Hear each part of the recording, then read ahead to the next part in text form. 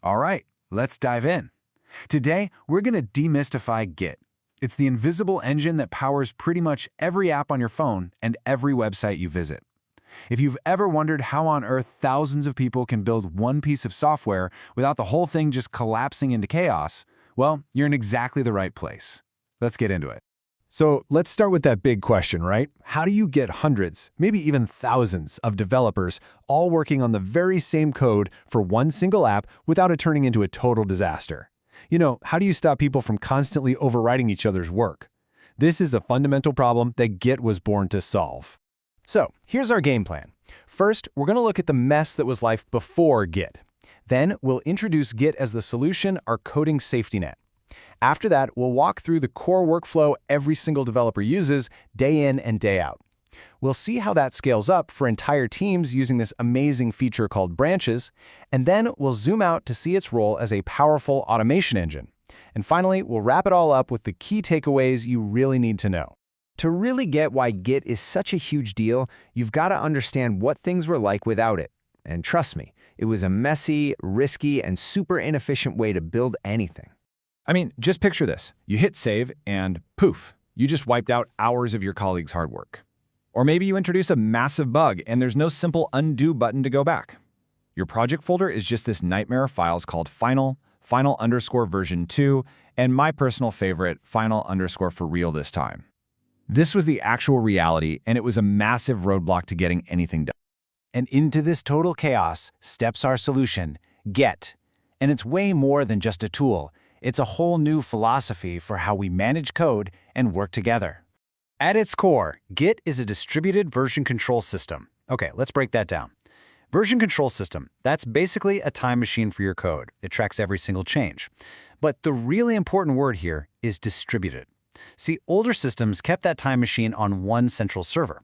With Git, every single developer gets a full copy of the project and its entire history on their own machine. This is an absolute game changer. It means the project's history isn't sitting in one fragile place. It's everywhere, on everyone's computer. Okay, so that's the big idea.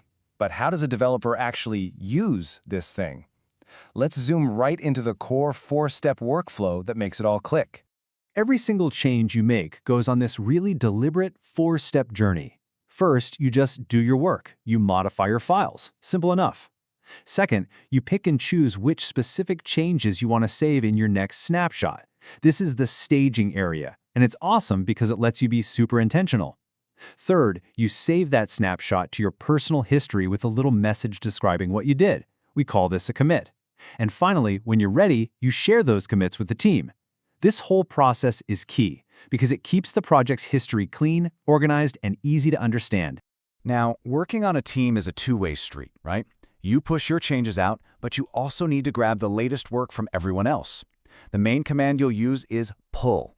It goes out to that shared remote repository, downloads all the new stuff, and merges it right into your project. This makes sure you're always building on the latest and greatest version of the code. Git also gives you safer ways to just peek at the changes first, which is a nice little safety net. Okay, so that's the solo mission. That's how one person works. But what happens when you've got a whole team hammering away on the code? Well, that's where Git's real superpower comes into play. Let's talk about teamwork. And the secret to teamwork in Git is a concept called a branch. A branch is basically an independent line of development. The absolute best way to think about it is like a parallel universe for your code. You can create a branch to build a brand new feature, fix a pesky bug, or just go wild with an experiment, and you can do it all in total isolation. Nothing you do in your universe affects the main, stable project until you say so.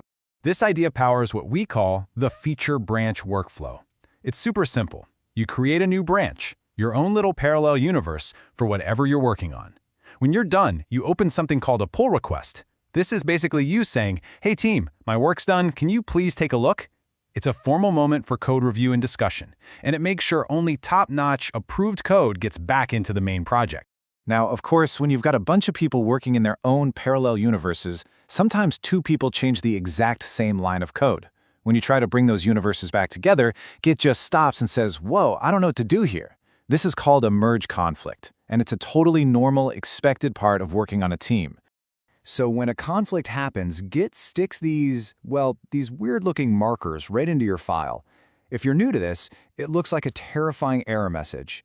But it's not an error at all. It's just Git pausing the game and saying, hey, I can't figure this out on my own. You're the human. You're the smart one.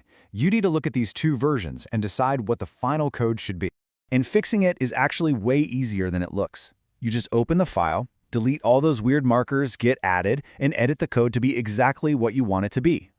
Once you save it, you tell Git, okay, I fixed it, and the merge continues.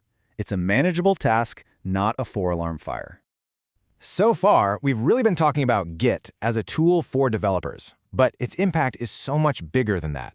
It's actually the engine that drives all of modern software automation, a practice we call DevOps.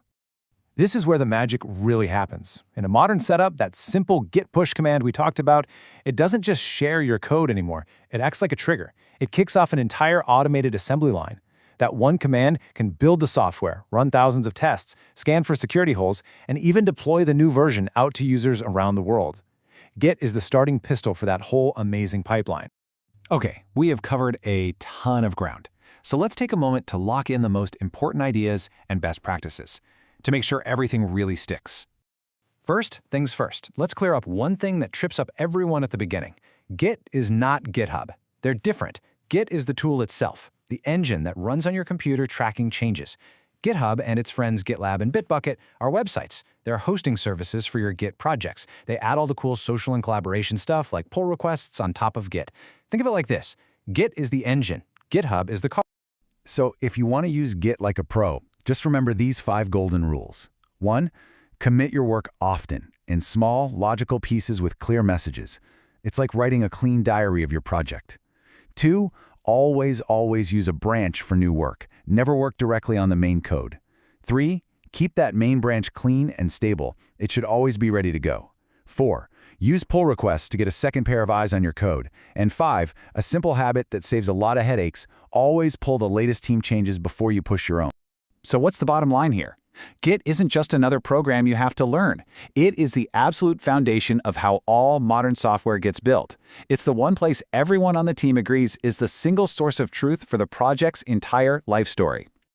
This system is what makes collaboration possible on a scale that was totally unimaginable just a couple of decades ago, powering literally everything you use.